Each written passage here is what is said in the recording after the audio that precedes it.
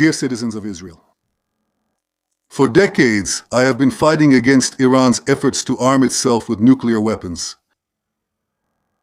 I can define this as the mission of my life. I have carried out this mission to this day, and I will continue to do so in the future. Agreement without agreement.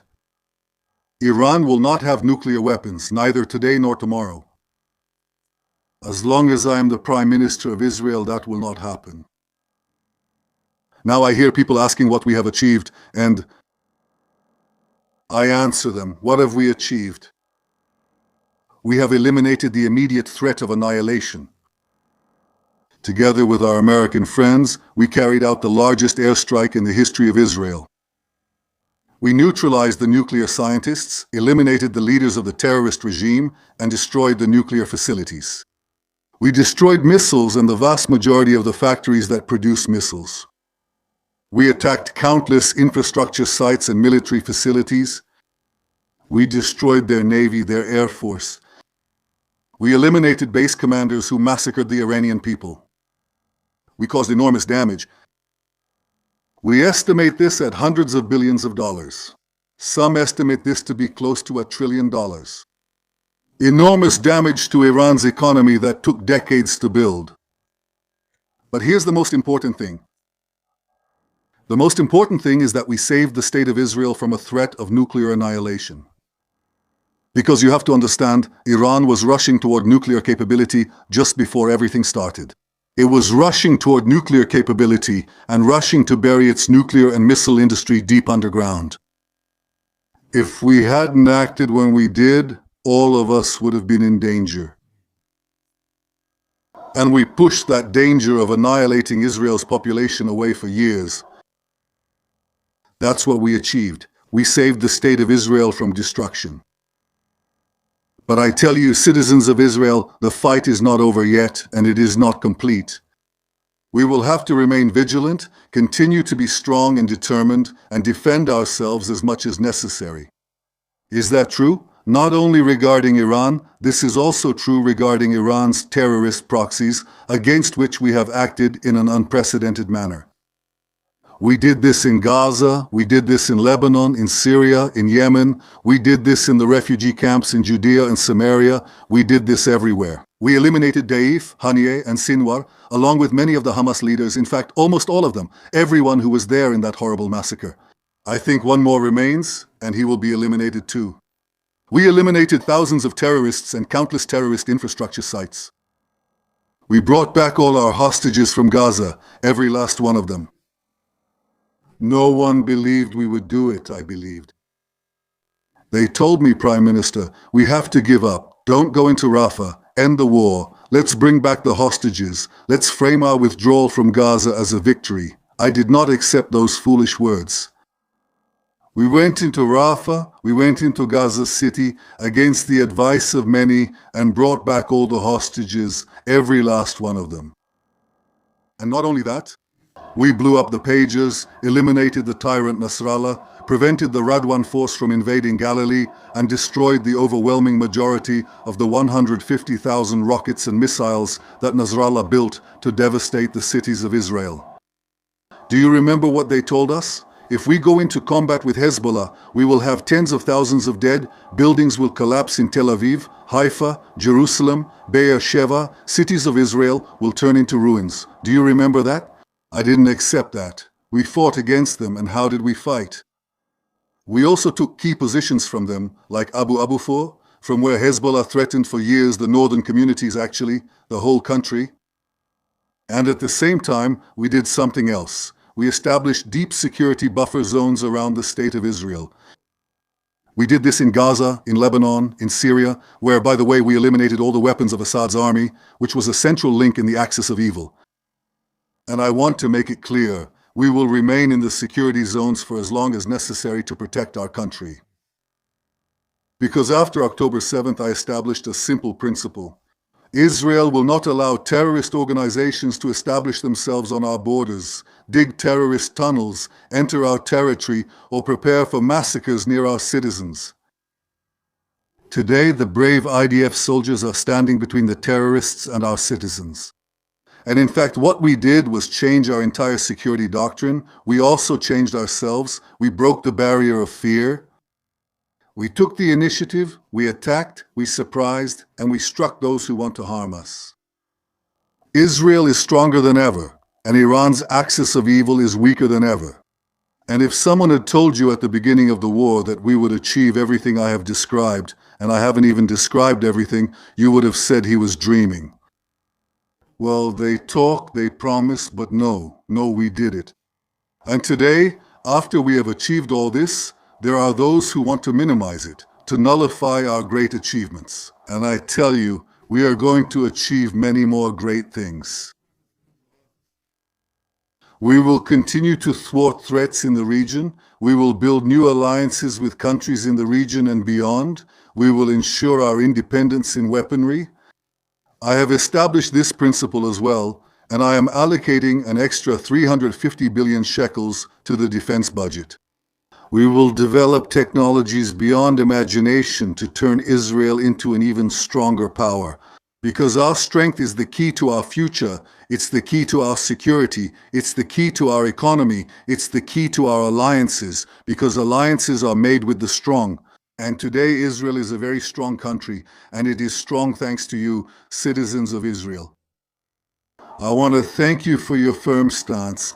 I want to thank you for the support you give to the government, for the support you give to me as Prime Minister. And above all, I want to thank our brave fighters, both regular and reserve, at sea, on land, and in the air.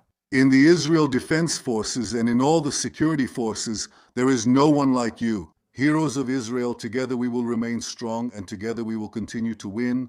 Do not fear, Yaakov, and do not be afraid, Israel. Together with God's help, we will ensure Netzach Israel. Question from Channel 14. Good evening, Prime Minister. Can you even say no to a friendly American president?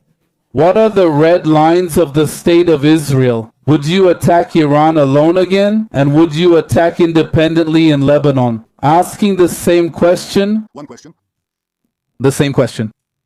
Well, President Trump and I have known each other for many years. He is the President of the United States. I am the Prime Minister of Israel.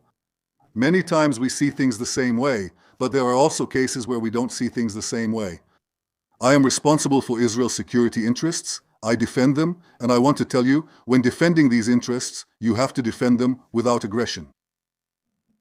Doing this wisely requires a lot of experience, a lot of intelligence, and a deep understanding of the American scene. It takes a lot of experience. I think I do this in the best way possible, and when necessary, I firmly defend our security interests. Thank you, N24 News.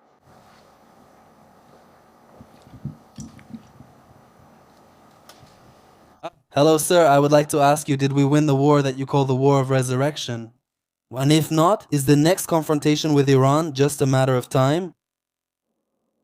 I think what we see today, our situation in the War of Resurrection on October 7th, simply can't be compared to our current strength. We struck our enemies, we broke the Iranian axis, the axis of Iranian terror. Hezbollah is just a shadow of what it once was. There is still work to be done in Gaza. We control more than 60% of Gaza's territory. Gaza no longer poses a real threat to Israel. What you see in the Gaza Strip is something nobody believed, because I said this would also happen. I said that the region would prosper again and that people would feel safe. And I don't know if you know, today the demand for apartments in the area around Gaza is huge. There aren't enough apartments. Everyone wants to go there, but why do they want to go there? Because we really managed to reduce and neutralize this threat and also bring a great deal of prosperity. That's what we're going to do in the north as well. I know, I visit the north. I was in Shlomi a few days ago. You can see both the wonderful attitude of the people there, the residents of the north, and their difficulties. And I'm aware of that, but I told them, the leaders there, I told them what we did in Gaza, and no one believed we would do it. We will do the same in the north, and you will have security here and also prosperity, and we will achieve this. I am personally committed to this, and we are working on it, personally. I think we dealt very heavy blows to Hezbollah, really heavy blows. Today, out of those 150,000 missiles, only 8 remain. Today, we have created a security zone that removes any possibility, eliminates any possibility of the Haduan force conquering Galilee. We have killed thousands of Hezbollah terrorists, and today we are also taking action. I am personally leading this to solve a global problem. They call these explosive drones, and we are dealing with them. We are already implementing solutions on the ground. With God's help, we will be there. In other words, we will guarantee the residents of the North the same security and prosperity. In fact, we launched a multi-billion prosperity package for them. We will bring security and prosperity to the residents of the North. Tune in now to Channel 11 to follow it all. Prime Minister, at the beginning of Operation Shagat Hari, you said your goal was to remove the threat of the regime from the reserves in Iran. 3 months later, the end of the campaign is announced, but the reserves regime remains and the threat persists. Where did you go wrong? Who said I was wrong? You're saying it, but I tell you the opposite. I didn't make any mistakes. I set the objectives, and the cabinet set the objectives differently from what you said. Did we say we want to remove the existential danger, the nuclear threat, from us? And we did that. We said we wanted to remove the missile threat from us, and we did that. And we said that we want to create the conditions that allow the Iranian people, if they so wish, to remove this regime of terror themselves. Now I can tell you one thing. Iran is in a very difficult economic situation. We have hit all possible infrastructures there. The damage is enormous. There are also cracks within this regime to say when this regime will fall. I couldn't have predicted the Soviet regime would fall, but it did. I simply can't tell you if I can't tell you. Did you define it? No, I didn't define it exactly as I said. Don't define it for me because I know exactly what I defined. And I said to create the conditions that help the Iranian people overthrow the regime. Nobody knows when this regime will fall. My assessment, you said for the cameras, Mr. Review, thank you for removing the threat. No. Mr. Mob, thank you very much. Look, I understand. I understand that it's hard for you to accept the fact. It's hard for you. Contrary to everything you keep repeating all the time on your channels, here there is great failure. What a failure. Israel on October 7th and Israel today, how is it possible to compare Israel before Emek Halavi? When this regime is rushing towards nuclear capability and is going to produce thousands of additional ballistic missiles against us. And today, that has been averted. These two things have been achieved, and the main thing was worth it, and the main thing to tell you. The main thing I say is that there is an organized and systematic effort to minimize these achievements and to show Israel as weakened. But Israel comes out strong, resilient, with a leadership that knows how to defend what needs to be defended in an intelligent, sensible, and firm way. Yes. Please follow the one-question rule, Channel 13. Mr. Prime Minister, can you stand before the citizens of Israel tonight and say that you are the only one responsible for the decisions regarding the actions of the defense forces and not President Trump? Others have asked questions, and I would also like your answer. They say you intend to retire in the next elections. Do you intend to run and see it through to the end? Thank you. First of all, I am very touched by your concern about whether I will run or not. I understand, so I want to reassure you, yes, I will run, and I also intend to win. That's the first point about my relationship with President Trump, which is actually the question you asked. In the United States, they say that President Trump does everything I ask, and here in Israel, they say the opposite, that I do everything he asks.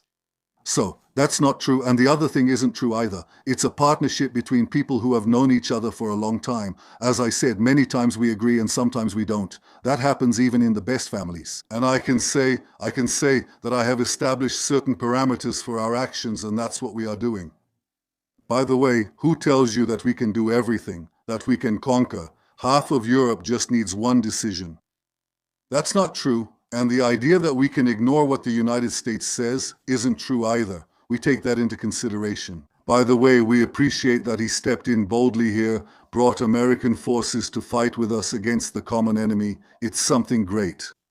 I respect that, but we can't say that we ignore everything that happens in the world. Or, for geopolitical considerations, we can't say that we are totally subject to those considerations. Because I think that under my leadership, the State of Israel has proven that it does great things and leads in many aspects. We took initiative, we acted, caught them by surprise, and also won. Channel. First, when you were in the opposition before the elections, you said Lapid and Gantz fell asleep at their post. The Biden administration is rushing into an agreement, worse than the previous strategic disaster for Israel.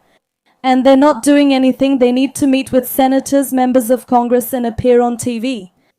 The question is whether you also fell asleep while on watch, and if you intend to do all that to meet with Congress. What exactly happened, and why did Trump act like Biden, and did he agree like that? I wouldn't make that comparison. We still don't know what the agreement will be. I can say that the fundamental difference between the situation back then and today is that every agreement needs to be accompanied by a credible military threat. At that time, there was no credible military threat. There was no military threat. Today, because of what we did, not only the United States, but because of us, because we went in there, with 14,000 attacks, that's the biggest difference. About 14,000 attacks, roughly half and half, give or take, about half and half, between the United States and yes, there is a credible military threat. I say again, I can speak about my commitment as the Prime Minister of Israel, who has dedicated most of his adult life to just one thing, preventing Iran from obtaining nuclear weapons. And I say that if I hadn't done what I did over the years, Iran would have had atomic bombs a long time ago, so they don't have them, and I don't intend to let them have them. We will do whatever is necessary. And again, I don't intend to limit myself in any way regarding this goal, and this goal is simple. Iran will not have a nuclear weapon. Inet. Mr. Prime Minister, you said that you are not committed to the Lebanon clause in this agreement, but you are committed to the Iran agreement in this deal. Again, this agreement was made by the United States, by the President of the United States. And he believes that he can really achieve both the opening of the straits and the cancellation of the nuclear program. And I said, that's his decision. I repeat and say, that's his decision. He's leading this. And of course, I expressed my opinion in several conversations. On the other hand, we have our own interests. First, the nuclear threat. I'm committed to making sure there is no such threat against us. And second, regarding Lebanon. We created a buffer zone there, a security zone, and we will stay there for as long as necessary. Iran wanted us to withdraw from there, but that didn't happen. Do you know why that didn't happen? Among other things, because I maintained a very, very firm position. I was very, very determined on this matter, and I think our American friends respect this determination and this firm stance. We're staying because we must protect people in the north, among other reasons. In any case, we want to preserve, and we are working to preserve our freedom of action. And if they attack us, as happened today, we eliminated 4 terrorists. 2 motorcyclists who approached our forces in a threatening manner were eliminated, and then 2 more terrorists were eliminated. We are preserving our freedom of action and maintaining the security zone to protect the residents of the north. I thank you very much. I think that's the main thing. Thank you very much and see you soon. Thank you all. Thank you very much. See you soon. I don't think that's for me.